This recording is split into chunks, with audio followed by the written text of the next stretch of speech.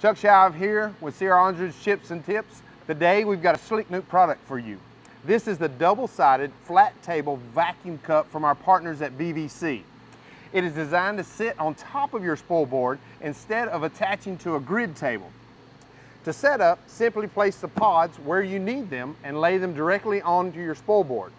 Place your material on top of the pods. Seal any area of your table not being used and you're good to start making chips.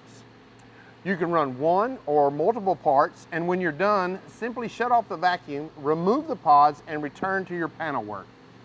If you'd like to order some for your shop, give our tooling department a call or reach out to us at onsrudtooling.com.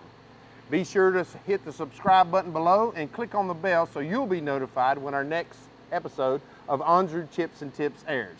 As always, we welcome your comments and feedbacks. Be safe, stay healthy. I'm Chuck Shive. Thanks for tuning in.